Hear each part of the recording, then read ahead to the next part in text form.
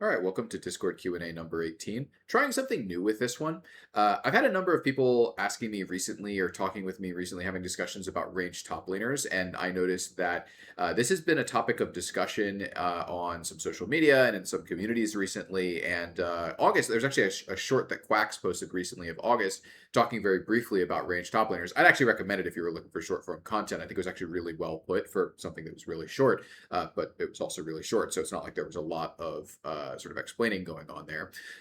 But I thought it might be nice to sort of give my perspective on how I view ranged top laners. Not necessarily saying this is like how league designers think of ranged top laners, but like trying to give some context of like sort of how I view things as a designer that works on League of Legends, especially that has worked on the live environment and all that kind of thing.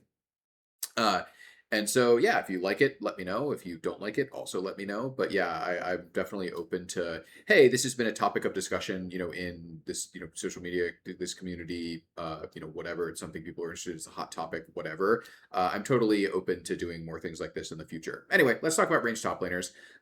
And one thing I want to establish first off, right off the bat, before we even get into talking directly about the state of things, is number one, that frustration and power are not the same thing, right? This is something where people will often use language that distorts this, right? People will say things like that champion is annoying, and they actually mean that they're powerful, right? Like, oh, they're annoying because they're doing something that stops you from winning, or they're because they're hard to beat or whatever. And they actually what they're actually talking about is that they're powerful, right?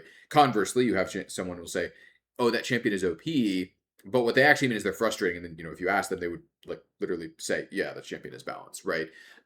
There's lots of examples of this, right? Like, on both sides of frustration frustration is not equivalent to power, right? Look at Mel, for example, right? It was not that long ago that she was, 45% win rate with 30% ban rate, something like that. She was clearly not that powerful, but she was still clearly quite frustrating. Conversely, you have champions like Sona, who, can sit at, fairly high win rates, right? We're talking 52, 53, even sometimes 54, and people are not frustrated by this champion. And obviously there's a lot of reasons for that on Sona specifically. She has distributed outputs. It's hard to tell exactly what she's doing. She has a relatively weak lane, et cetera, right? But very clearly, Sona can be quite powerful before people are frustrated at all by the things that she's doing in the game. And so you can tell pretty easily with even just a small number of examples, frustration and power are not the same thing. And this is particularly important in regards to ranged top laners, because ranged top laners tend to be a lot more frustrating than they are powerful. This is not to say that a ranged top laner can't be powerful or can't be frustrating and powerful at the same time, but just understand that a champion like a Quinn, Teemo, Jace, Vayne Top, right? These champions tend to feel more frustrating than they are factually powerful, and that is something that I will note is like important to discuss the topic at all, and something that I do want to just sort of address before I even get into talking about it. So let's talk about variance. This is another thing that comes in with ranged top laners, and in general, I think any rarely picked thing that might be frustrating, right? Game to game variance is not just critical, like not just important for League of Legends to function, but it's actually critical, right? This is one of the things that the MOBA genre does incredibly well. Is the MOBA genre is incredibly resilient and really well structured to create a lot of game to game variants. This is why there are lots of MOBAs out there that people will play for hundreds or potentially thousands of hours without getting bored of them, right? Unlike most game genres, right? You think of something like an open world RPG, and well, you'll eventually kind of, even if you're really, really, really invested in the game, you'll eventually run out of stuff to explore, right? You can think of like a platform. It's like, yeah, sure, there are platformers that are a little more replayable than others, right? You think of like Super Meat Boy, for example. But eventually, for most people, right, very few people are going to play hundreds of hours of a platformer, right? You're going to run out of new content, like new things to explore. And one of the core parts of the MOBA genre that makes it incredible and incredibly replayable is that the games are very different. They present you with different scenarios very frequently, right? Every single game is a little different. Even if you were to play the exact same draft back multiple times with the same players, right? the results of that will not always be the same, right? You will actually experience new, novel interactions because of slight differences in the way that things played out, right? Maybe a jungler paths differently and goes for a different gank, and that completely changes the way that the lane plays out. Maybe someone takes a different summoner spell, and that completely changes the way that an early trade goes. Maybe someone uses misses a critical skill shot, in the early lane, and that causes the rest of the lane to play out differently. Maybe someone barely fails an all in that they succeeded on in the previous game, whatever, right? And that's not even getting into the part where champions change from game to game. You're not very likely to play against the same player playing the same champion in the same matchup from game to game, right? And even if you did, for an average solo queue player, even if you do run into that exact situation, the rest of the game will probably be completely different, right? Different players, different champions, etc. And it's really important that the game has a lot of variance, and that's part of what making sure that those novel interactions actually occur from game to game is actually really critical to League of Legends being a fun game to play for hundreds of thousands of hours, right? League's a very old game, and it's really important that we actually support players who have played thousands of hours of the game, right? This is something where it's an important distinction. Most games don't care that much about players who have already played their game for hundreds of hours, right? You think of like box products games. It's like, well, if you've already played for hundreds of hours, you've kind of already bought the game, and that's kind of the end of the story. But with a game like League, just generally with live service games, it's usually pretty important to make sure that you're serving your audience that has already played your game a lot, right? And this is not just from like a business perspective, but just from like serving your actual audience perspective. It's important that someone who has already played 300 games of Tom Kench Top or whatever, or more than that, still has novel interactions, still has a lot of variety in their experience. And insert any champion top that you've played for 1,000 games or 2,000 games or whatever, right? And so one of the things that is really valuable here is that even if something is frustrating, like say ranged top laners, that can actually still be a positive for the game because it's adding additional variants, additional things that will be different about the game to make sure that you are still having novel experiences, right? For a lot of players, the motivation here is that novel experiences mean that there's something to learn and something to get better at, right? When you have a novel experience, of course, you can, you've never experienced it before, right? Maybe you've never actually been in this exact situation on Tom Kench versus Quinn top or whatever, right? And so learning about this situation makes you better in other similar situations, right? And you can use your experience from other similar situations to play it as well as you possibly can.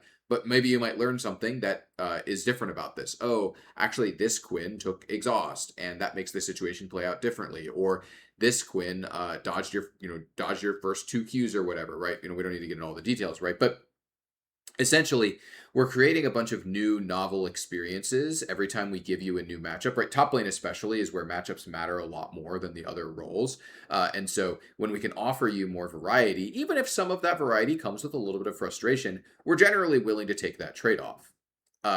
Now, all of that having been said, right, I've talked up a lot of positive things about the variance that it is offered to top lane. And that's not even getting into the experience of the person playing the ranged top laner, right? Where it's like, well, it's offering you a completely different way of playing top lane. That's also a whole new dimension that we haven't even touched upon. Of this is offering more experiences that you yourself can opt into because you could play the Teemo, the Kennen, the Jace, right, etc. But even outside of that, I think it is important to acknowledge that there is a level of frustration that is too high, right? There is a line that can be crossed here where, the additional variance that we're getting is no longer worth it because you are so frustrated or it's so common that it's just what being a top laner means is playing against, ranged tops, right? And this is something where I do think for sure at a baseline, we must support melee top laners. We must make melee top laners feel like they're supported, right? We've made a lot of melee champions intentionally for top lane. That's the gameplay people expect is the sort of, there's sort of this implicit promise of the sort of like honorable dual lane.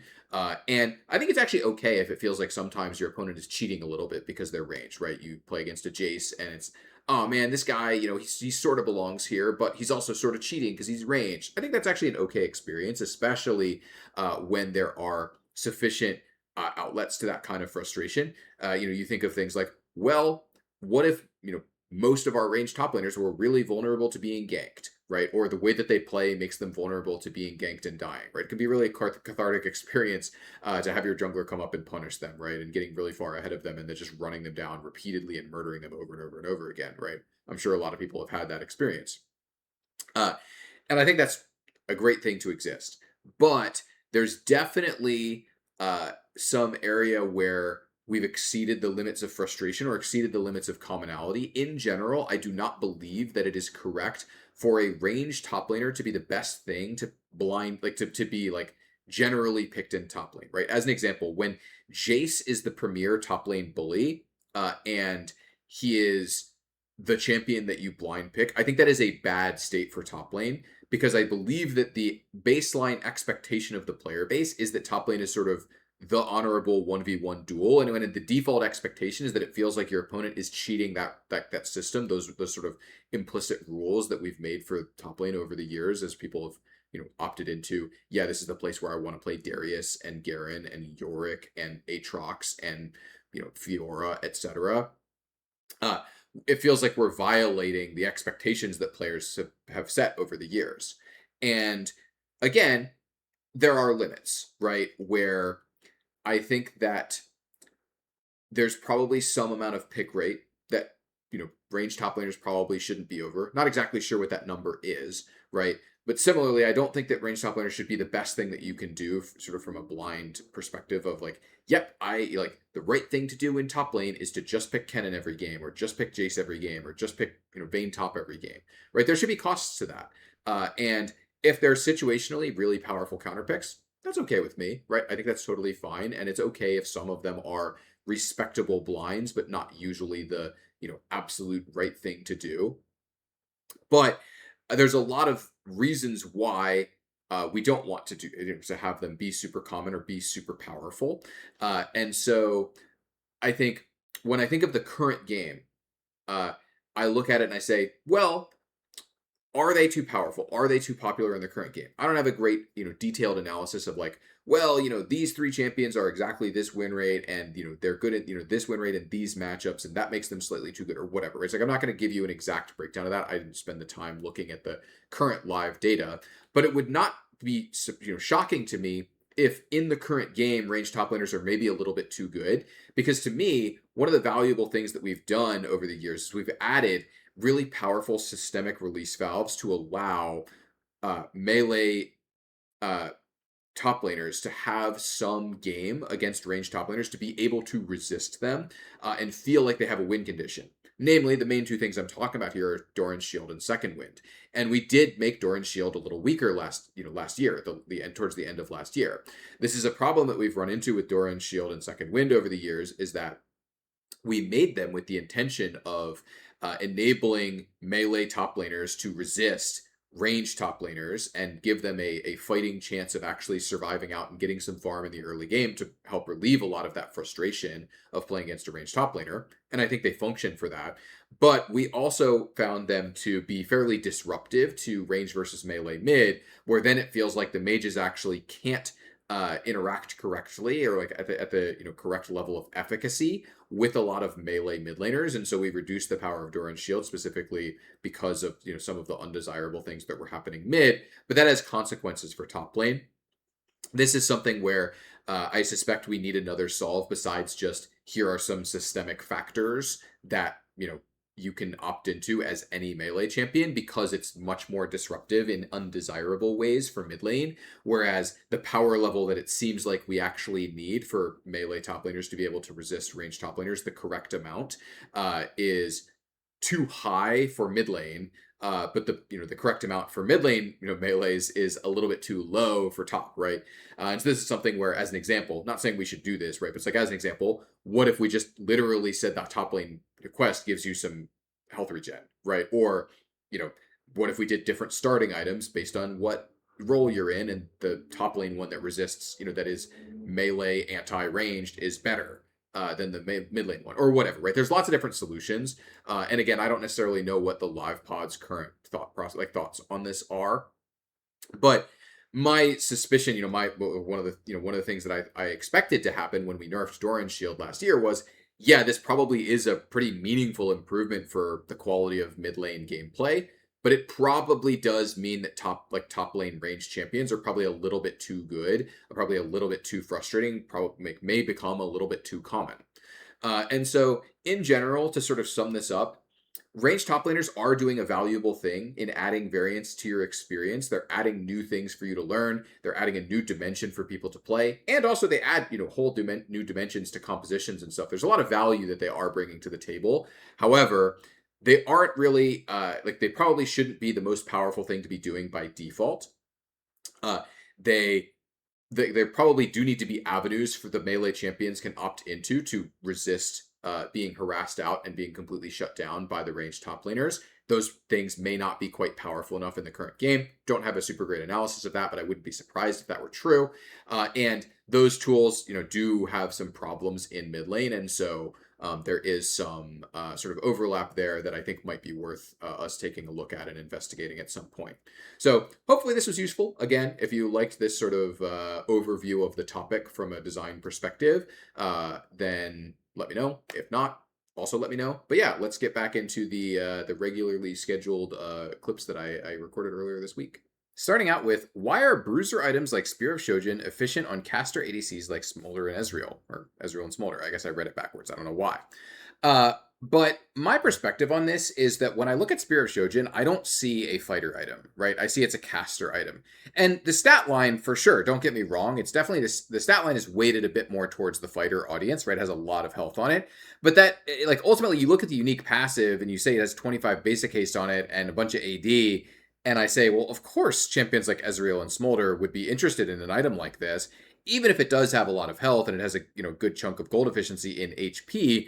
They are champions that care a lot about the other effects on the item, right? You can come up with other examples of cases where champions have purchased items largely for their unique effects, and even if they're not leveraging the stats to their 100% full effect, that can still be totally okay, right?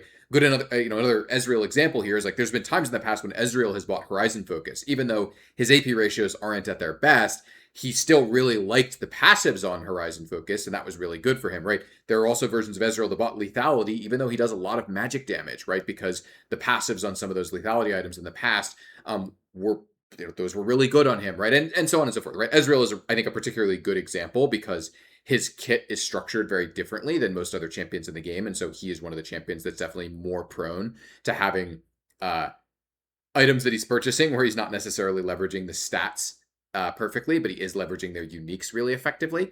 But there are other cases of this, like Vlad has done this in the past. I would say Syndra has done this in the past. What fighters have done this? Darius has done this in the past as well, right? Think of Jungle Darius with Ghost Blades. Yeah, your ult deals true damage and you're buying a lethality item first because it's primarily giving you a ton of movement speed.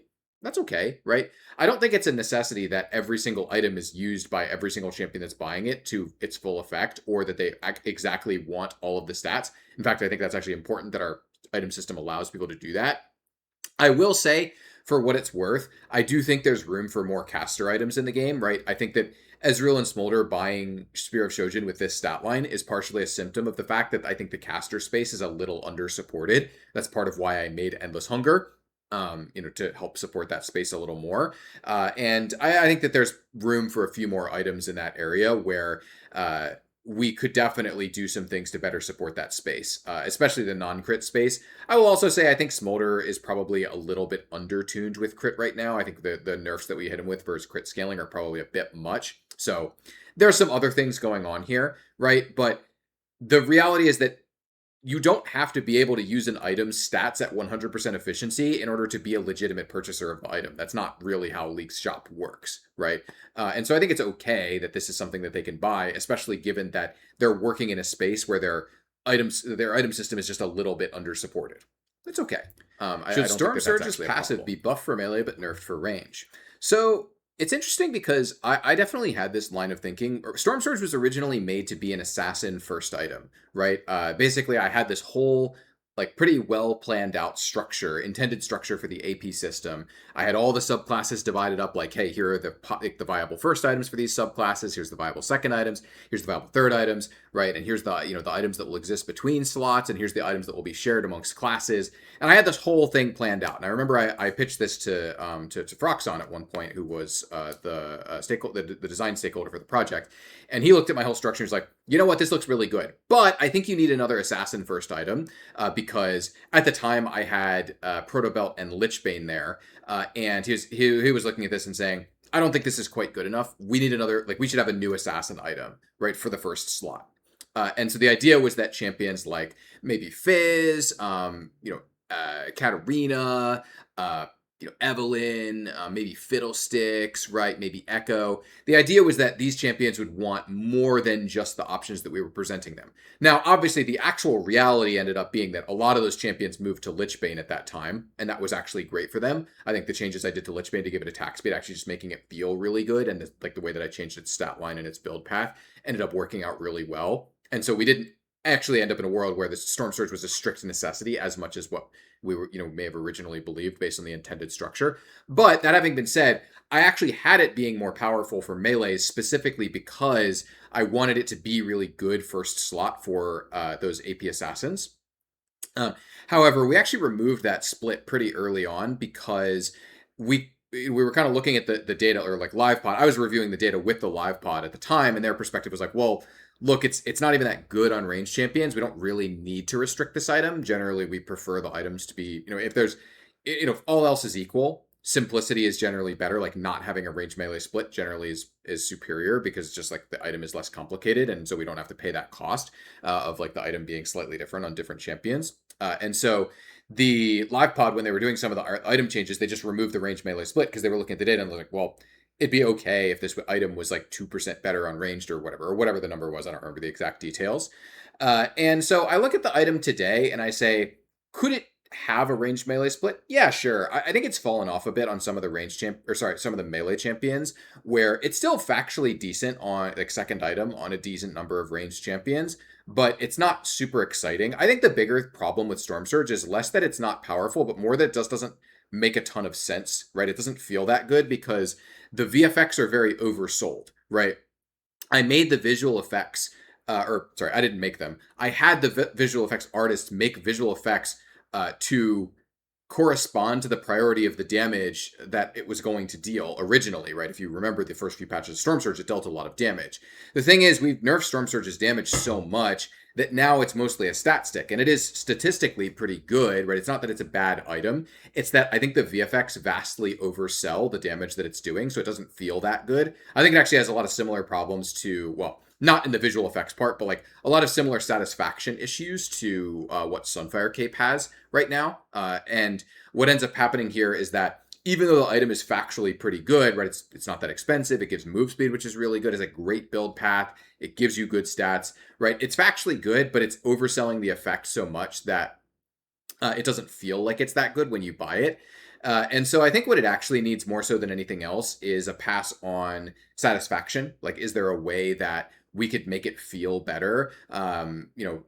Obviously, there are reasons why we took the damage away, right? We shifted our the design philosophy around item damage, for example, around like, hey, how much damage is an item allowed to deal when people like open their death recap, for example, like how much of their death recap should ever say item damage, right, comparatively to champion damage, right? And so having more power in the stats, of course, means that more weight is being carried by the champion kit relative to the proc on the item.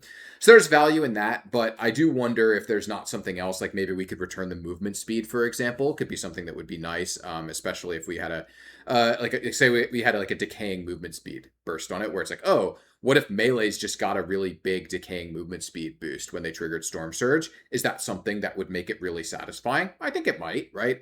I think there's work that could be done to improve this, and especially for the melee champions that it was originally intended for, because I think it's mostly working for the ranged champions. Like some burst mages still do, and AP assassins still do like this like second item or whatever. I think that's fine. But in general, I look at this and I say, it could probably be buffed for melee a little. I don't think we need to nerf it for range really at all. It's fine as it is now.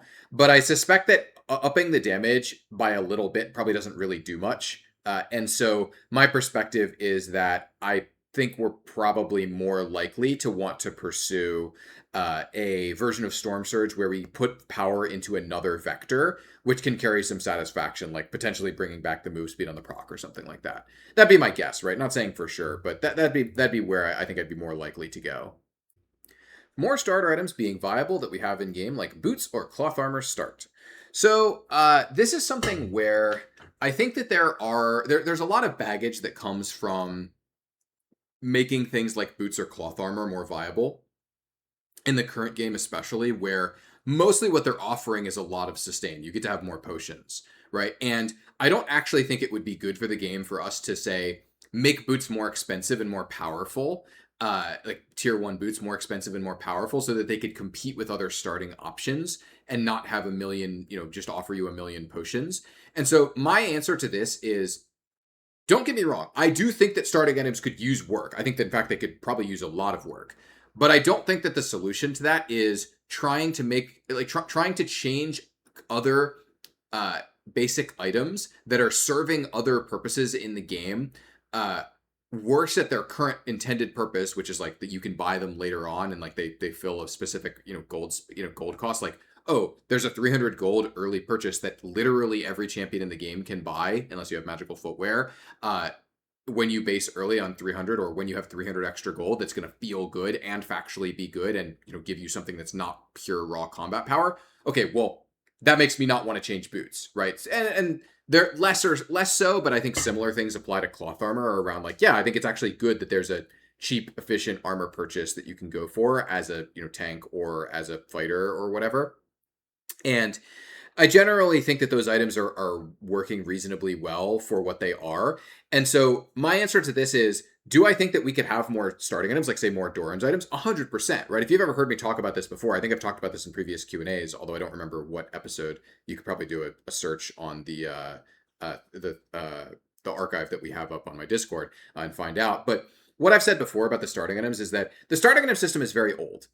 And I actually think that the work that was done on the starting items in previous years made a lot of sense, right? I'm not actually saying that what was done previously didn't make sense. It's just when things are around for a lot of years in League of Legends, the game changes a lot. And I think that the starting items that we have now probably aren't quite good enough to support all of the different things that we have going on in the game, literally in the current year, right? The times have changed, right? I think people have a much higher tolerance for starting item complexity today than they did back then. And also part of it is that by making certain changes to items, changes to potions, etc., we've made a lot of other viable starts, right? Things that were once viable, like boots or cloth armor start, less viable over the years. And I don't think the solution to that is let's bring back boots and cloth armor as viable starts. I think the solution is like, well, if we want other viable starts, let's make those happen. I also think it would be fair to say we could totally re-examine the whole starting item structure from the ground up,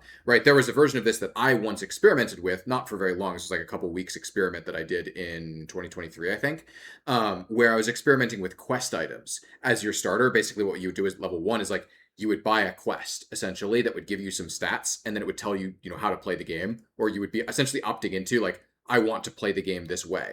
There was something very cool about that, and I think in some ways it's kind of a predecessor to the role quest system. And nowadays, I think it probably doesn't make sense to have you buying a quest at level 1 as long as we have the role quest system. But what if we had a starting item system that was tied to our role quest system, right? I think that could totally make sense, right, in the current game. And things like that in general, where I think there is definitely potential space for more Doran's items, right? We just don't have that many of them, number one, right? This is one of the reasons why, like, towards the end of last year, we had a lot of changes to Doran's Blade around, what kind of vamp is it giving? Is it giving a stat? Is it giving a, printed text that tells you it's doing this exact kind of vamp?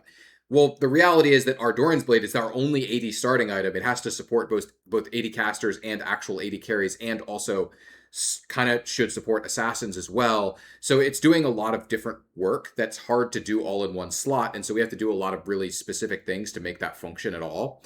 And so more starting items, I think, would help us support our various different types of champions that we have in the game better, and also could help, bring more situational counters into the game, right? Like more systemic release valves for certain things that exist, right?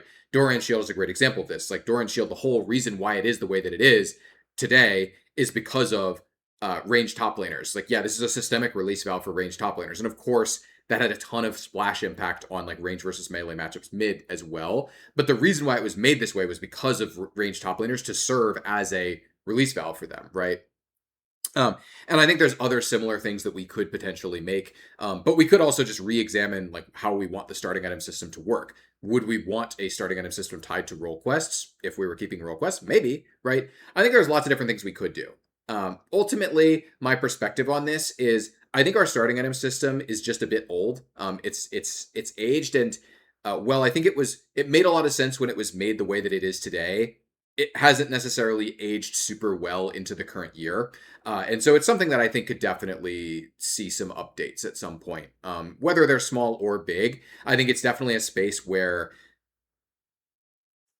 almost any amount of work I think could be really valuable, right? It's one of those spaces where I think making a couple of new Doran's items, great. That sounds like it would be really valuable. Redoing the whole system, also great. Sounds like it could be really valuable. Redoing the system for a couple of classes, also sounds like it could be really valuable to me. And I could believe that, you could get a lot of value out of that without a ton of effort. So I think it's definitely a pretty rich space. And I would not be surprised if it's one of the things that we want to address at some point in the future. Thoughts on how Wild Rift handled item actives, talking about the boot enchant system and what works for PC versus mobile. So, for those of you not familiar, the way that Wild Rift actives work is that no item in the shop has an active except for the enchants. The enchant system, the way that works is that your boots, when you get them, they have an activatable ability that on tier 1 and tier 2 boots that says you press it and it has a decent cooldown. It's a very small boost of movement speed for a very short duration. It's not very good, right? But when you finish your tier 2 boots, you can spend more money to upgrade your boots into some active item, many of which you might recognize from League, like Protobelt or Zonia's or QSS, and then a bunch that we made that were special just for Wild Rift. In fact, I made a lot of them, some of which have been removed from the game since then. Like, for example, Meteor I made, which has since been removed, but it was basically a damage-focused version of Redemption where you would cast a giant meteor that would fall fall to the ground after a delay. That was pretty cool. I think some people did like it, but I think it's also totally valid for the designers to remove it after I stopped working on Wild Rift. But anyway, so as this person who wrote this question was identifying, a lot of the reason why this was done like this in Wild Rift, even though a lot of things in Wild Rift were kind of done well, it's like this because this is the way that League works, and the game, Wild Rift, one of the very, very, very strong original goals, which we moved away from after the game was released, was this game needs to feel like League of Legends, right? And something that a lot of people might not know if they've not played a lot of mobile MOBAs is that most mobile MOBAs have way fewer buttons than Wild Rift does. A lot of them have, if they have something that's equivalent to summoner spells, that'll usually only be one button, and some of them don't even have that at all. And most of them are 3 spells instead of 4, right? And we actually tested a very, very, very early prototype of Wild Rift that was a 3-spell version where we largely tried to collapse champion spells, into like one of their spells down into one of their other spells, or like find ways to like cheat one of their spells. As an example, the 3-spell version of Lulu, her W and her E were just the same spell, right? The 3-spell version of Yasuo, whenever your Q is up, it would replace your auto attack button, essentially, right? So you could Q with your auto attack, and that meant that you couldn't auto attack while your Q is up, right? Essentially. And so we moved away from a lot of that stuff because it didn't feel that much like League, even though it was a totally functional game. And some of the solves were very clever, right? Stuff like the Yasuo thing, where like it actually felt kind of natural for the most part. Anyway, one of the key reasons why the enchant system was made was just that 6 potential actives is a lot, and screen real estate is at an extreme premium on mobile. Wild Rift with 2 summoners and 4 spells is already pushing the limits of screen real estate limitations on mobile. And so adding potentially 6 extra actives, even, for just like regular builds like 2 or 3 was really asking a lot, right? Even not just in screen real estate, but also in attention, right? Like splitting the players, every extra button requires extra attention from the player, right? And so the reality ended up being, like, it made a lot of sense to kind of collapse that down into a singular system. And this is one of the systems that got locked very, very early on in Wild Rift's history or Wild Rift's development process, because it made so much sense to collapse these all down into one button. In the very early tests, people felt like it still felt like League to have access to one of these actives, even if it wasn't actually on your item. It was on your boots instead. And it just worked, right? Even though in the early days we had a lot of different actives that we tested, right? As an example, one of the things that was in the build for a long time in the early days of Wild Rift was Ravenous Hydra, as a boot upgrade, was just a splash some damage and, on a very short cooldown, and heal in AoE around you. It's like, yep, that's an active that you can get. It's kind of weird, especially because melee champions in Wild Rift just by default have melee splash, right? They have like a Tiamat like effect, basically. Just every melee does have that. But it was in the build for a long time, and like, did it ever make that much sense? Like, probably not, but the system itself was clearly working.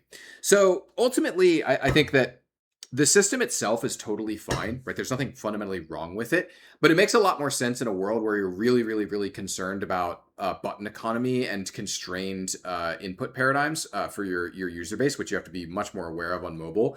Something I will say, as someone who's worked on Wild Rift, is that I think you become much more acutely aware of the cost of an extra button when you work on a mobile game, or any game where you have a much more controlled input paradigm. I was someone who'd worked on League for 4 years before I moved to Wild Rift, and coming back to League after working on Wild Rift, I find myself being a lot more cognizant of what the costs of having an extra input are, on an effect, right? Like role quests, for example, is like this, where it's like I was very nervous about adding a whole extra button just for role quest, especially one that's really far away from the primary buttons that you use, like V. And to this day, I think it's something that's actually like, it is a real valid concern that, like, yeah, this is something that's hard to learn for people who primarily play mid or jungle, because they don't actually press this button when they're playing their primary role. For people who play top lane, if you take teleport a lot, you don't press the V key ever, right? And so anyway, we don't need to get into all that. What I'm getting at is that I think the system makes a lot of sense for Wild Rift to have the enchants.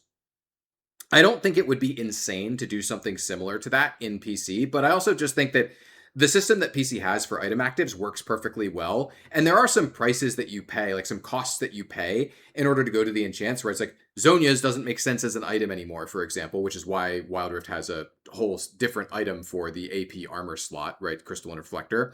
And so you have to pay a bunch of costs in order to go to that system that I don't necessarily think are worth it for PC to play. I think essentially, I think each game has a system that makes sense for the game itself. The way that I look at this in core PC SR is, or like, I guess really not even just SR, any of our game modes, core PC is, at this point, it's probably just worth it to keep paying the price of having actives. Even though it does cost a lot of buttons, it does cost a lot of potential attention if a player has multiple actives, because that's the way that it is, and the cost of change would be really, really, really, really high. And even if I thought that the boot enchant system was superior, significantly better, which I don't think it is. I think it's a side grade, essentially. I think they're roughly equivalent in value. The cost of change would be very high, that I think it would have to be such an improvement to make it worth doing. It's kind of my perspective on this. Basically, my thought process is, while there is still, when you're using keyboard and mouse input paradigm, a cost of adding additional buttons, one that I think that a lot of designers that have only worked on PC games probably don't respect sufficiently, or like don't often think about sufficiently. I still think that the active item system that PC League has makes sense for the game, and that it is worth paying the price, partially because we are pretty careful about what we put actives on these days, right? We're pretty careful about how often we add actives, or how often we use actives in the game, in a way that I think makes it so that the system is really not as costly as it otherwise was, like back in the day when we were a lot more judicious with actives and threw them everywhere. And it's like a typical enchanter build would have like 2 or 3 actives in their build, right? That was a very common experience, right? Ultimately, I guess the way I'd sum it up is, both games have systems that work for them. I don't necessarily think we should change either one to fit the other one, because they both work really well for the games that they are. How do you feel about role quests as a new level of champion categorization? Basically talking about how the role quests now mean that if your champion has a like really good level scaling, you really want to go top now, or if you have really good gold scaling, you might want to go to bot lane, etc. So something I'll note is that this was already the case. It just wasn't formalized or really exposed to player perception super effectively. It was already true before role quests, though, that uh, if you wanted the most experience in the game, you would go top. If you wanted the most gold, you would go bot lane. It was factually true that those were that having more gold scaling meant you were a more effective bot laner, right? Take a look at some of the changes we've done over the years, right? As an example, when Kale was too good mid, and we wanted to buffer for top, but mid lane was but her mid lane was too powerful for us to buffer. We did do some nerfs that just affected mid more than top, and then buff some other things. But some of the things that we buffed were experience scaling because she actually does get more XP top on average, right? It's not by a lot, but before the role quest, now of course it's more. But before the role quest, it was true that the top laner was on average the highest level in the game. Similarly, when we did the Tristana changes, I don't know when was this, last year or maybe 2024, to move her away from being a primary mid laner. One of the things we did to make her better bot was nerf down some of her base damages and increase her scaling with AD, right? Like if you notice, her ultimate used to not have an AD ratio at all and have more base damage. Now it has an AD ratio so that it scales with gold and scales worse with level, right? And so things like that were already the case. It's just more formalized now. Now it is sharper, right? Like it is more true now than before, right? We're giving a more extreme version of this, right? Don't get me wrong, right? But it's just, I did want to note that this was already true, just maybe not as much as it is now. Well, not maybe, definitely not as much as it is now with the role quest. Anyway, to kind of get at the actual question though, what I'll say is that I think role quests having a clear, like planting a clear stake in the ground of top lane is the role that is the highest level, or bot carry is the role that has the most gold. I think it makes sense, right? I think it's actually good for the game that we have much more clear, this is what this role is about, right? Particularly because I think that the other roles have things that they already were clearly good at, right? It's like, oh, jungle, well, you get to impact every lane. Support, you get to, have windows to roam around the map and do similar things, but you also have the advantage of like not being tied to an income source, right? I think mid lane is a little bit muddier over the years, right? It used to be that, well, mid laner is the mid laner is in the center of the map and they get to be really powerful and also get to affect the map. And now it's a little bit more awkward that, like, yeah, we've made it a little tougher to roam and you don't get to be as personally powerful as the top laner. And so they're kind of now like the spike role. It's like, oh, you complete your quest and you're the most powerful person on the map a lot of the time when your boots get upgraded for like a while and you're supposed to leverage that. But that's a little bit awkward. I think mid could maybe use a stronger identity, but I think it's generally good that we've created a world where, oh, there's a reason why you're excited to go top lane with a specific champion or excited to go bot lane with a specific champion, that you get more XP or you get more gold or whatever. Because you were already pretty excited, like, oh, I get to play Mbessa jungle. Well, now I actually get to interact with people early on in ways that are really cool, right? Or I get to gank people. I get to do that thing that junglers get to do, or I get to farm, in a unharassed in the first few levels or whatever, right? I think that the other, like, jungle and support in particular already had pretty clear advantages over the other roles. Now top and bot have them. I do think mid could maybe use something that's a little bit more clearly special. Besides just the boots, I don't think the empowered recall is really doing super well at that, right? I don't think that's really worked out the way that it was intended to. But in general, I think that my view on champion categorization by role being more enhanced because of role quests is positive. I think that's actually a good thing overall, that now there's like reasons why you would be excited to play Kassadin top, even if that means that, Kassadin top is still not that good, right? That's okay, right? But you would still be excited when you do get to find a way to play Kassadin top, because they picked, Rumble or whatever, that you're like really excited about that. I think that's a positive. Why do the tier 3 Berserkers have some of their power budget towards lifesteal? So I think there's a couple of reasons. I don't know the exact specifics of why Ancient decided exactly on lifesteal, but I suspect the ultimate answer is a combination of, it's one of the only utility stats he could put on the attack speed boots that made any sense here. And we wanted to move away from all of the boots having movement speed as an option.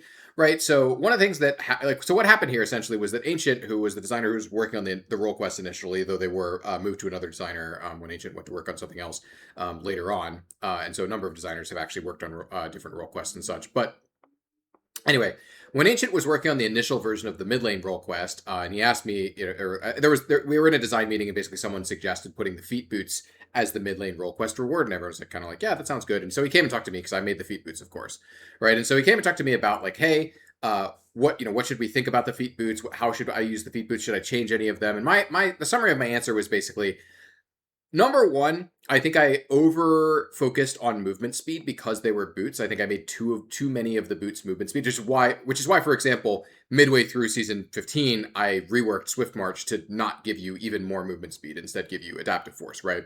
I think I over focused on movement speed because they were boots, and partially that was because the feet boots had to work for every single user, not just every single user that would ever go mid lane, but every single potential user of every single boot.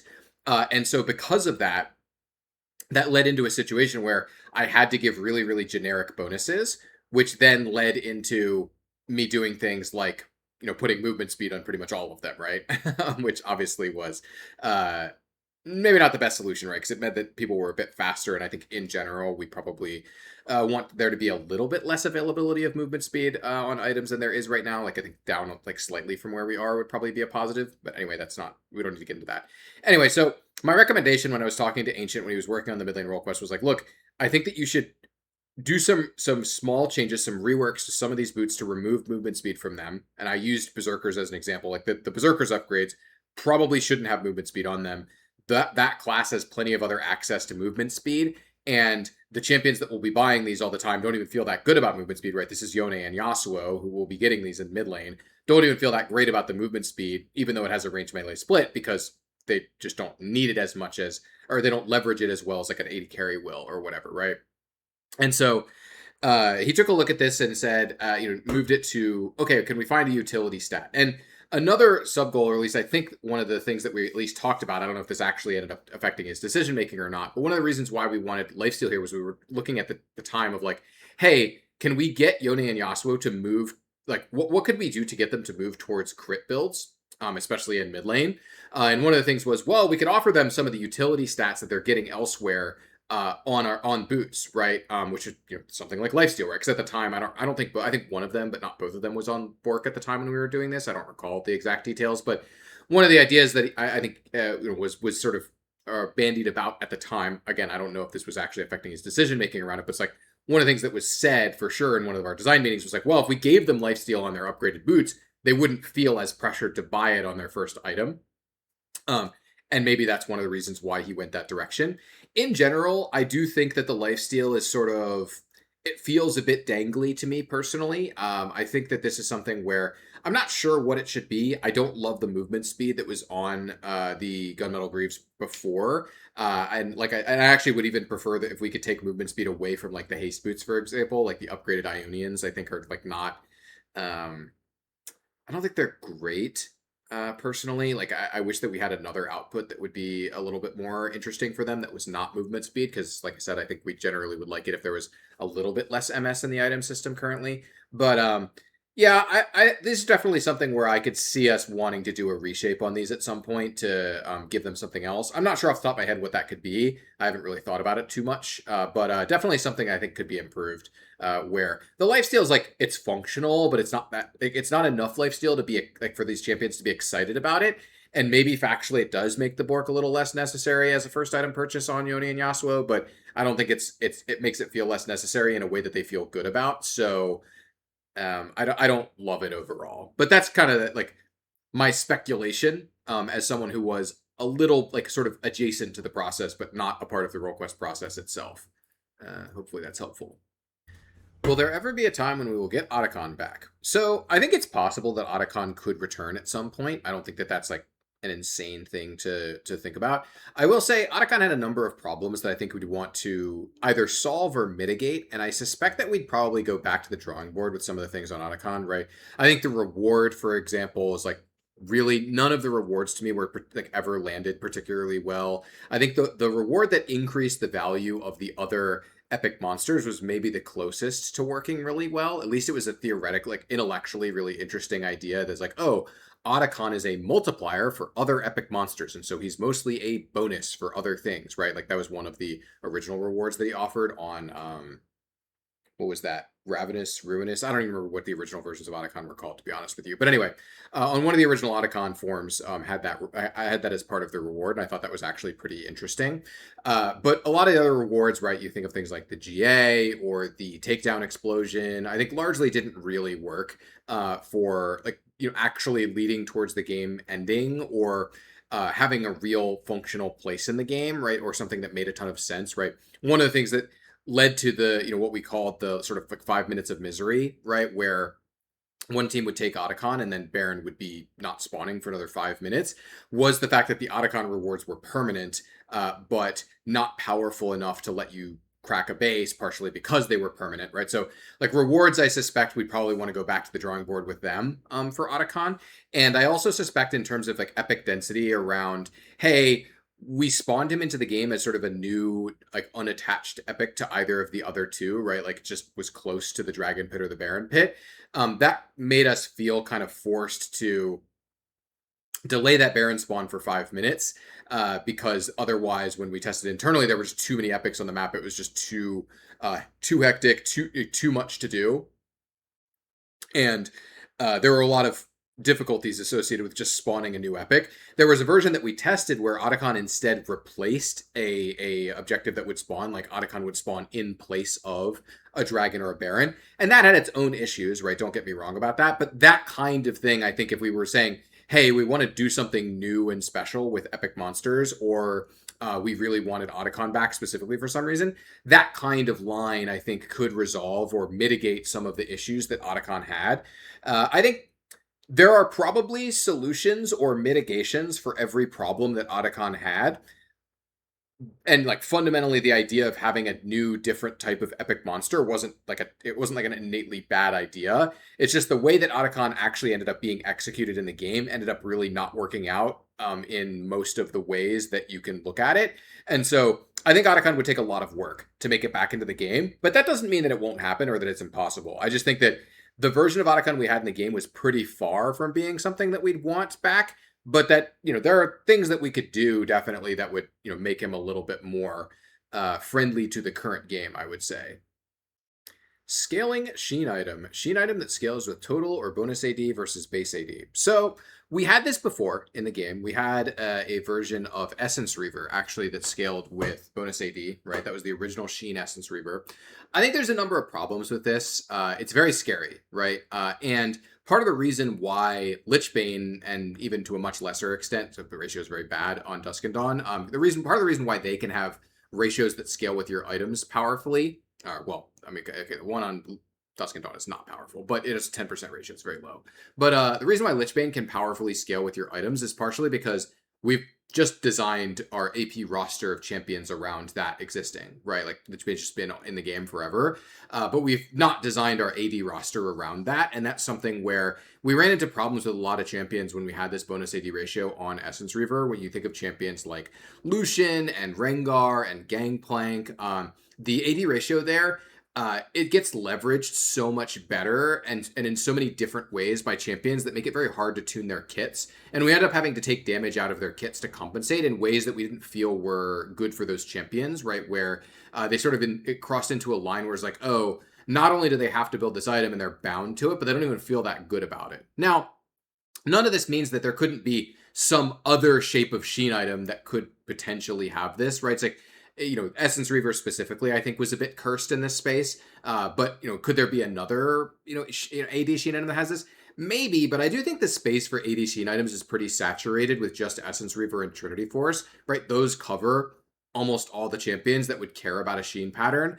And so I actually just don't think that in our current item system, it makes that much sense to even really talk about too many more AD Sheen items, right? Like, I think in one of the last couple of Q&As, I was talking about like a lethality Sheen item, and I was like, well, like who's using this, right? Like, is this just for Rengar and maybe Kha'Zix, right? Like, how many lethality building assassins actually want to attack their target multiple times over a longer period, right? Like they don't have a lot of patterns like Fizz or Echo, right?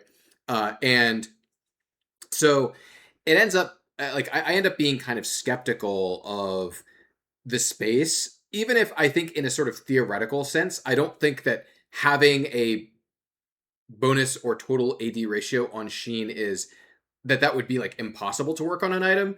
I don't really see the vision of like where does like what champions are supposed to buy this, like where would we actually want this, because the only case that we've tried, we found it to be really problematic for a lot of the champions that were users of that item, where it then encouraged them to go for these very quick back-to-back double Sheen bursts, where it's like, oh, you just kill them on the second Sheen, and then we have to like nerf their AD ratios a lot and stuff like that, and it's like not ended up not being good for those champions, and like I think just generally was value down for a lot of the potential users, which is why I think the crit ratio makes a lot of sense, because it works much more smoothly and just scales with your items in a way that's much easier to tune, I'll say, and much less dangerous.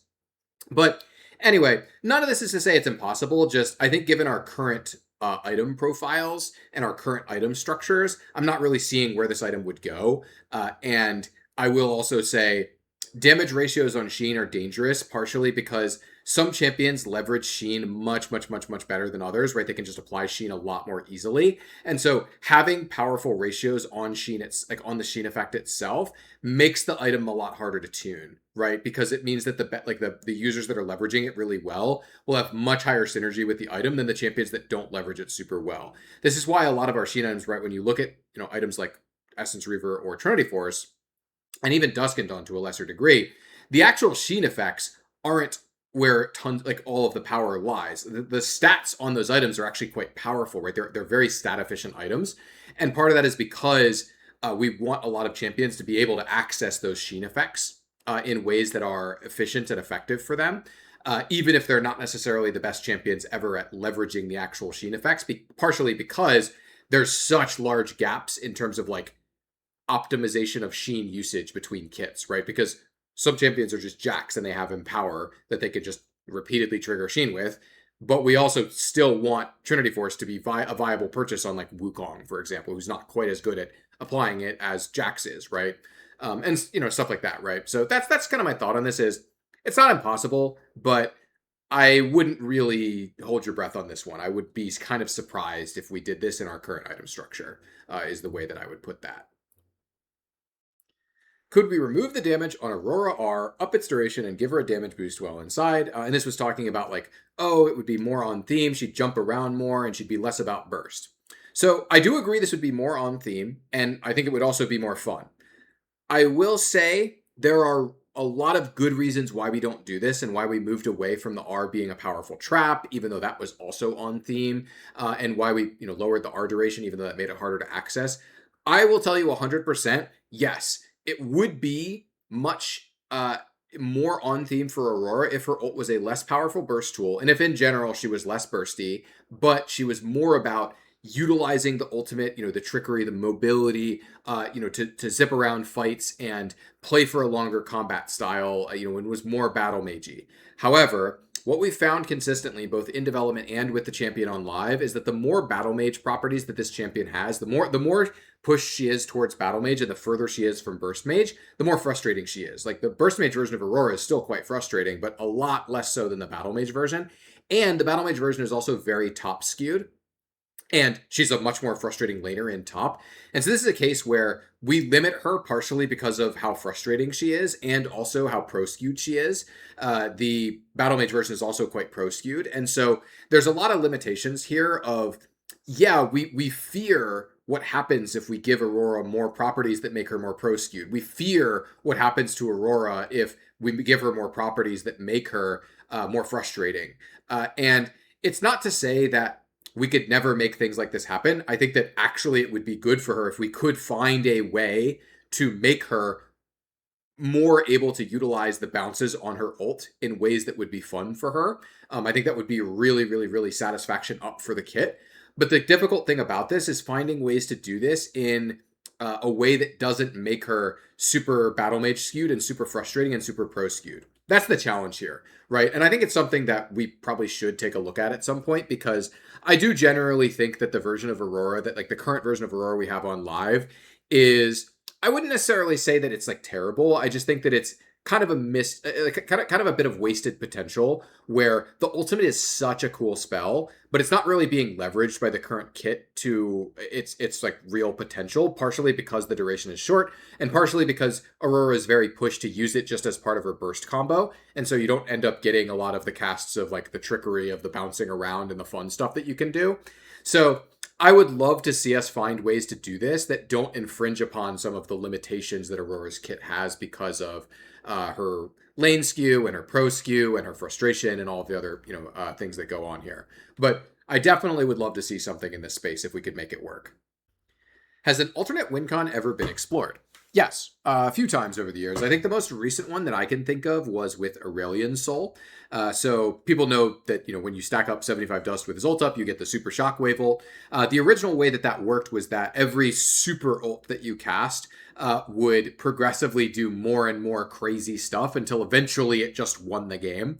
And so Asol himself was the alternate win condition. We've also had a systemic alternate win condition that we tested, years previously. That was probably in like 2020 or something like that, where there was like another way of winning the game. That one was not really worth talking about. It didn't work very well. So the answer to the question is yes, we've explored alternate win cons. I will say, I think it's unlikely we ever actually add one to the game. There might come a day where, it's just like the perfect, solution to this problem that we're having, and it's something that works really well in the game. That having been said, I think that generally it's good when everything ties into the existing game flow of like, yeah, to win the game, you need to kill some turrets. To kill the turrets, you need to be able to kill your enemies or zone them off the tower and clear waves. And like all of that tying into the existing flow, I generally find to be a positive for the game. And the fact that the Nexus has to actually die, and that's very rare that can ever die to minions alone, it's very easy to stop that from happening as the defenders, means that the end of the game is tied very well to like not just one direct player action, right, the act of last hitting the Nexus, but also all of the actions that came before that of destroying the towers, pushing the waves, destroying the inhibitor, destroying the tower before that, and pushing the waves and getting all of those other things, right, and like setting up the map so you could get that push going and killing the champions at that. The narrative of how games end is very well structured when you have to kill the Nexus. And so I think that if we wanted an alternate win condition, we would need to either be getting super, super, super high value out of that alternate win condition, right? Like the Asol thing in theory was supposed to be something that very rarely occurred, but was like a, I am inevitable kind of thing. Obviously, there are limits to how hard that can go. But it would need to either have an equally good narrative or be solving like an equally good narrative or similarly good narrative to like of like how the game ended of pushing in the tower, pushing in the inhibitor, pushing in the Nexus tower, pushing killing the Nexus, and probably also also be serving some really really really important value, like, hey, actually we have a problem that games just don't end sometimes, and now when you get Elder Dragon, the enemy Nexus blows up or whatever, right? I don't think that would actually be good, to be clear, right? That'd be, I think, terrible for the game. But that's the kind of thing where it's like, actually we just need the game to end really badly, and Elder Dragon isn't doing it. We don't think we can do it with a combat buff. Therefore, we're going to add Giga Elder Dragon to the game, which is spawns after the first Elder Dragon dies, and it just flies over to the enemy Nexus and blows it up with its fire breath or whatever, or when you kill it, whatever, right? I'm kind of skeptical that we'd ever find a place to do something like that. Not saying it's impossible, but I would be pretty surprised. I would put it at like next 5 years, I think less than 5% we will have an alternate win condition in the game. I don't think it's 0%, but I think it's less than 5%. I think it's very unlikely. And it's just the game ending flow of killing the Nexus is just so effective for telling the story of like how and why the game ended that it's hard for me to imagine we'd really ever want to supplant that in this way. So that's my thought, but you never know what'll happen out there. Lost Chapter Sheen item. So this is one where I think about it a little bit and I kind of come to a pretty quick conclusion. I don't really think this is worth thinking too much about. This is the case where Lichbane should cover the needs of champions that like Lost Chapter and Sheen, right? Like say Victor or Zoe as examples, right? Lichbane should be able to cover them, and I think it's actually pretty important for Lichbane that it's allowed to have a ton of power budget into the actual stats on the item and onto the sheen effect, right? And anything that detracts from that, I am pretty suspicious of, right? Like having to put 600 mana on the item, for example, because it's pretty important that Lichbane needs to carry a lot of stats and also a lot of power in the sheen effect in order to be satisfying. And so detracting from that doesn't really seem that compelling to me. And also I look at that as like, okay, well, Fizz and TF are going to just be kind of sad if they have to buy a Lichbane that has mana on it, right? Like, this is not what they're looking for. So I'm not really seeing the vision here, either side of a new Sheen item that isn't Lichbane, that's a Lost Chapter item. It's like, what's the value here over just allowing the champions that want to buy a Lost Chapter item to just buy a Lichbane if they want, versus making Lichbane into this item is like, seems clearly value down to me of like just disenfranchising some of the core Lichbane users. So I'm not really seeing the vision here. Maybe there's something that I'm missing, and maybe there's some core hook that's interesting here, right? Like, obviously it could be a Sheen item that's not about the damage and it's totally about something else completely. But then the question is like, why Sheen exactly, right? Because one of the things we've discovered, this has been, getting core like auto attacking into mage patterns is something that's been tried many times over the years by designers working on the item system. I myself have tried this. I had an item called Ion Hex Cannon that I tested in 2024, where I was trying to do this, and pretty much historically, everything that isn't Lichbane just fails. It just doesn't feel good to ask mages to attack frequently. On their from their items for the most part, right? Unless they're already a champion that has that as a part of their core pattern, right? Like a Victor or a Zoe or whatever. And so I think that maybe someone will come up with a really compelling version of this someday, but it's something where I've probably myself done 2 or 3 prototypes of mage item that encourages you to auto attack occasionally, and I've probably seen 5 or 6 others by other designers, and every single one has resulted in the same thing, which is, yeah, surprisingly, mage players don't really want to auto attack very much on Orianna outside of the early lane. By the time you finish a completed item, asking mage players to auto attack as a part of their core pattern, but in a way that's not Lichbane, with the super heavy damage payout, just hasn't worked very well in our internal tests. And so I am pretty suspicious of the space generally. But weird stuff can happen. Maybe someone will come up with something that's really, really cool in the space, and if that works, it works, right? It could always happen. All right, full Aatrox jungle development story. So I'm re-recording this. This is a later clip because I realized when I tried to tell this story, the full story all the way through, is that I've forgotten some of the details, and so I'm going to be giving a sort of abbreviated version of this story. Still enough that you'll get a general sense of what happened with Aatrox's development, but not the complete full story, because to be honest, I've just forgotten too many of the details to actually give the whole complete story. It just I remember I went back and listened to it and I was like, this story barely makes sense because there's just details missing from it. Anyway, so let me tell the story of what happened, or the overview of what happened with Aatrox VGU's development. So the way that the game, what was at the time the playtest team, now the game analysis team, which is the team that I was on back then, the way that back then we interacted with champion projects was we would have a specific person on the team designated as the primary and a specific person as the secondary on every single champion. And that structure was intended to where the primary on any given day will be able to understand, what does the designer need feedback on right now? How much do we need to play the champion today? What's the priority of playing, Aatrox on this particular day, right? As an example, it's really useful to have someone who's talking with the designer a lot and knows, hey, this week, Jag, the designer who did the Aatrox VGU, is just working on art hookups all week. And therefore, there's not really a ton of value in playing Aatrox. Or versus, hey, Jag is looking to make some iterations this week. He's got some time and he would love to, find ways to make the queue feel better or whatever. Or he would love to, know if the tuning on the R cooldown is correct or whatever, right? Stuff like that.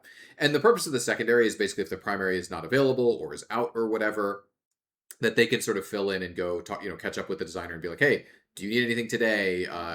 What should we be testing this week? That kind of thing. So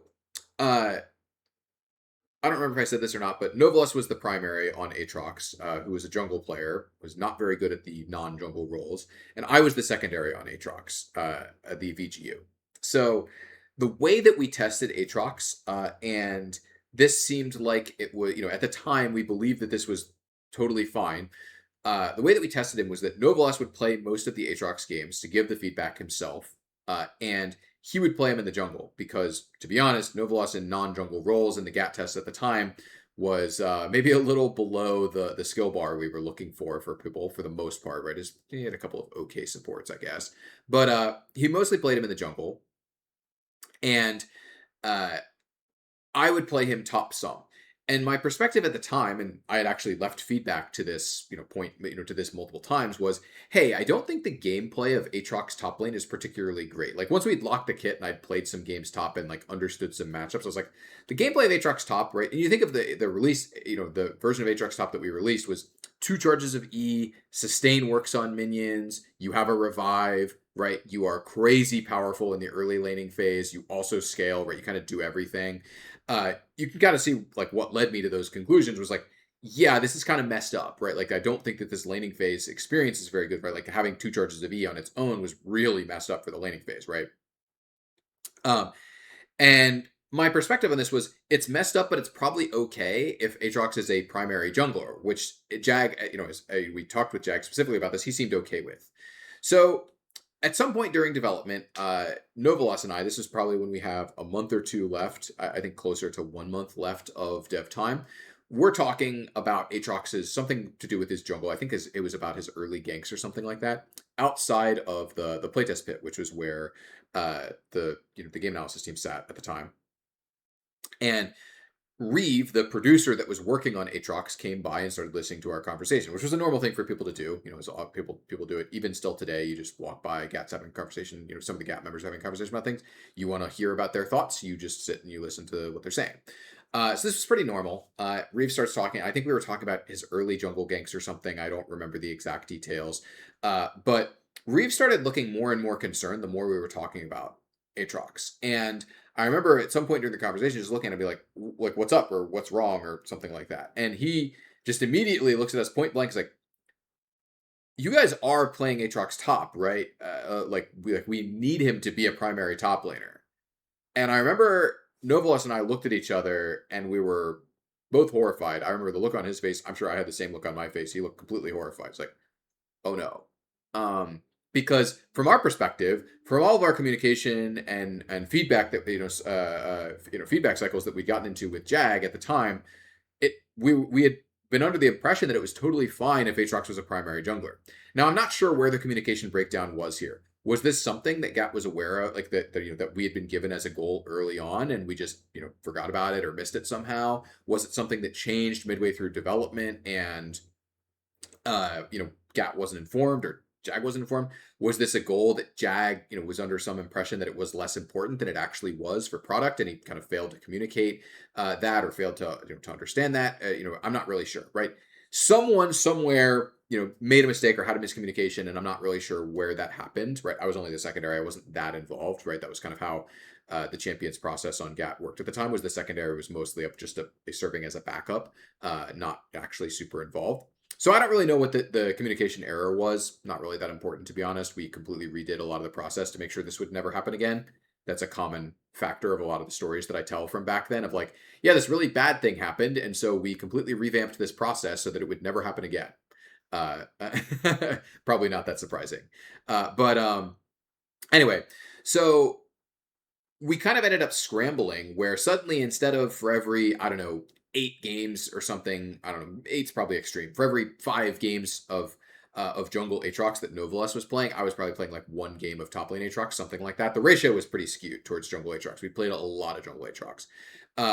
So we scrambled towards the end here of like, okay, how can we improve the top lane gameplay? Because what we'd been thinking previously was, oh, it's okay if the top lane gameplay isn't that good because it'll just be a bit worse than jungle and you won't see it that often and it'll be totally fine. And then when we switched to he's primarily a top laner, we were like, okay, how can we make this gameplay better? But we didn't really have enough time to make significant changes, right? At this point, all of the art was locked. So it wasn't like we were going to, change the shape of spells or anything like that. We weren't going to change, huge mechanics or anything because we just didn't have enough time to test all of that, right? And I look back at this time period and I say, yeah, if we had tested Aatrox as a primary top laner for the entirety of his development, I don't think we would have shipped with 2 charges of E because that didn't make sense for top lane, right? It was just like supremely messed up for trading in top, right? But you can see how it would make sense if you were thinking of Aatrox as a primary jungler. Same thing with like the sustain on E. At the time, junglers, most junglers needed sustain to function. And so E working on non-champions made a lot of sense, right? The E passive specifically working on non-champions made a lot of sense as a jungler. But as a top laner, it was just mostly a really, really, really messed up output for him to have that he could heal off of minions, really powerfully, right? And so you can see a lot of the individual mechanics where, yeah, if we tested these more, we probably would have come to the conclusion that this was wrong. In much the same way that when he was on live for a while, we came to the conclusion this is wrong. And as a primary top laner, he should not have this thing. And we ended up changing it, right? And I look at Aatrox today and I say, I think he's actually in a decent spot. He's not in the perfect spot, right? I think his builds could be a little better. Not saying he's absolutely perfect, but it's like I look at him today, he's like, yeah, he really works for the people that want to play Aatrox. He has the game, like a lot of the gameplay that we want. He has a lot of the great sword, dash Q gameplay that we really, that's really compelling for Aatrox players. He has the team fighting pattern that, I think is pretty compelling for Aatrox players, et cetera, et cetera. But we didn't get there on release, and I think a lot of the reasons why we had to like change mechanics and take things away from Aatrox were because we kind of made a lot of these assumptions about what he would need, or like we kind of made a lot of these assumptions about like what he needed based on him being a jungler and not a top laner, and then we didn't have time to sort of go back and resolve those things when we started tested him towards the end. Not saying that we would have changed everything if we tested him as a primary top laner the whole time, right? Like as an example, the revive probably would have shipped regardless, right? Because that was something that Jag wanted to keep from the original kit. But ultimately, I look back and it's like, yeah, we made a mistake somewhere along the way around, communication around what role is he supposed to be. We were under the impression on the analysis side, and it seemed like Jag, the designer, was under the impression that it was okay if he was a jungler. Not sure if that's actually true, but that's my recollection from the times. We probably would have shipped a better champion that would have required a lot less follow-up work had we tested him primarily as a top laner, but we believed that it was okay for him to be a jungler, and that was working fine in early testing, and so that's kind of how we played him a lot of the time, right? And I like, again, like I said, I think you can see how you could imagine, 2 charges of E for a jungle version of Aatrox. Yeah, you use 1 charge to get in range and then another charge to follow up, right? Obviously, given the recent changes to Aatrox jungle, he works without that, right? Given the right tunings and stuff. But ultimately, I think you can kind of see a lot of the things on the kit that have been removed or been changed, how you could come to the conclusion that those would make sense for a jungler, but not for a top laner, and then not really have a lot of confidence in changing them right before we shipped. Another thing I will note here that definitely did happen with Aatrox, and this happened with a number of champions that were highly skill skewed, champions that were really hard, was when we were about to, when we were, getting towards shipping them and trying to tune them, when a champion is really difficult, like really, really high skill, a lot of times what happened, especially back in the day, you think of champions like Aatrox, Pyke, Aurelia, later on Aphelios, this happened with, where in the game analysis tests, you have a player who has played the champion a lot, who has put a lot of games in and has climbed to the mastery curve, at least somewhat, maybe not all the way to the top, but at least somewhat, you're going to experience a more mastered version of the champion on average. And so if they're really powerful when mastered, you'll see them be strong. But even if the champion is objectively really strong, in the champions team playtests, which is what the champion designer is exposed to, they will often fail if they're hard and they're balanced, because you're seeing repeatedly the first few games, because in the champions test, it's rare that one person will play the champion, over and over and over and over again. It's often a lot of new people getting exposed to that thing. And so what ends up happening is the champion designer, in this case, Jag, sees Aatrox failing over and over and over and over again, and he wants to buff the champion. And then, we come to our gap meetings and we say, like, look, this champion is overpowered. I remember I said the exact words to Jag. I remember this very sharply. I was like, I don't think that if you play correctly, you can lose lane on this champion. I remember saying those exact words to him. And I remember him saying, like, at the end of that meeting, him concluding that we needed to buff Aatrox. And it was like, wow, this is crazy. And it's like, well, yeah, this is another thing where we've significantly improved the practices around this nowadays. But it's one of those things where, yeah, we hadn't solved this at the time. And so Jag kept wanting to buff Aatrox, and we shipped him, and he shipped at like 48% win rate. We were hotfix buffing him, and I was saying, like, this champion is overpowered, you can't buff him. It's like, yeah, looking back, I was right, he was overpowered, but only once you put the games in to learn the champion. And that's why he was then, immediately 100% in pro, 100%, very, very high presence in high MMR, wildly overpowered in solo queue once you put a few games in on him, et cetera, right? And then he had to get tons and tons of changes in order to move him away from that state, right? But hopefully that's a good enough version of the story. Like I said, I've forgotten a lot of the details, and it's possible that I'm misremembering some, individual smaller parts. But that sort of gets the general overview of what's happening out, or what happened, I guess, out. Hopefully, so yeah, hopefully people enjoyed that story, and yeah, that's how it went down. All right, for the last two, I actually moved this lower Viego question up so that I could talk about it at the same time when I answer this original question, or this question about Viego, which is it okay that Viego primarily builds crit? And these will be the last questions I'll answer for this particular Q&A. So first of all, is it okay that Viego primarily builds crit? I think it's fine. I don't have any issue with him being a squishy, high damage, vulnerable character that like acts more like Master Yi, right? I will say something that I think is strict upside about him having a crit build is that as a champion, his passive says, if I get a kill, I am often going to pop off and like get another kill, kind of in a similar way to like Master Yi or Katarina. The thing with Master Yi and Katarina, though, is that they have to build damage in order for them killing something to do something, like to mean something for the rest of the fight. Whereas Viego, that's not true. And so if Viego has a really powerful fighter build, like something that lets him be really durable, like as an example, when his build was like Divine Sunder or Dead Man's Plate, I was pretty offended by that because he doesn't care about his own items when he's possessing someone. Obviously, it still affects your ult damage and stuff like that. And I'm not saying that we couldn't enable a more fightery Viego build. I think that currently, my opinion is like maybe the fighter build is a little bit too bad. But I think his primary build being crit makes some sense to me in terms of, yeah, well, he's a reset champion that after the first kill, a meaningful percentage of the time, he's going to then chain that into one or more other kills. Therefore, I think it makes sense for him to be squishy, for his optimal build to be a higher damage, lower durability build where he has to take more risks to try and get that first kill. Yeah, that makes sense to me, right? That makes him shaped more like Master Yi and Katarina, who are other similar champions that will often pop off when they get a kill, where the tanky version of Viego scares me a bit from the perspective of like, does that wear down his counterplay?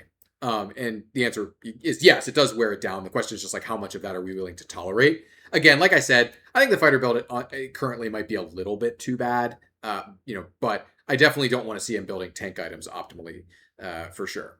On the incentive to build Blade the Ruined King, personally, I think it would be nice if we could make that happen, but I will say that I don't think we should sacrifice the gameplay of the champion just to make him build an item that has the same, like, that is sort of, that he's themed after, right?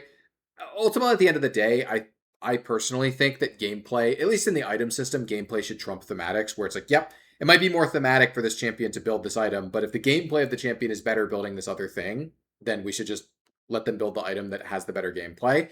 And currently, my perspective is that I don't think that like Bork would be like a terrible item gameplay wise for him to build, but we've just tuned him in such a way that he doesn't actually want that item specifically, and that's like it doesn't bother me over much. If we could get him to buy it, that would be nice, but I'm not sitting here saying like, oh my god, we really need to get him to buy this item. It would be such a huge improvement. It's like, it's a nice thematic win, and I don't mind that it's an item that doesn't make you more durable. It does have sustain on it, of course, but I don't mind the stat line that it's giving him. But it doesn't really surprise me that he doesn't really want it, right? Current health damage doesn't stack super favorably, right? And so it doesn't really operate with his Q the way that, I think that would make it particularly synergistic. The reality is, if we wanted to build Bork only, I think we'd want to restructure some parts of his kit a little bit to make current health damage more attractive. Whereas the entire way that Viego is structured, he really wants to be hitting people that are already low, so that he can then take them down and then get a reset to keep going, right? And so current health damage is like less attractive on Viego than like maybe any other on-hit champion in the entire game, because he's the only on-hit champion that's like all about resetting and like cleaning up a fight at the end. And so current health damage is like not that attractive for him. And so from a kit shape perspective, Bork is not that interesting for him. Now that's like a very light thing, right? I don't think it's huge, and there are other ways we could encourage you to buy Bork regardless. But ultimately, should he have better incentives? I don't think it's worth paying a big price for that. But if we could find power neutral ways or small ways to encourage it, I wouldn't mind it. But I don't think it's something where we should be spending a lot of time or effort trying to get him to build Bork, even if it is a light thematic win. Anyway, that's going to be the last question for this video. Thank you for watching, as always, and hopefully catch you next time.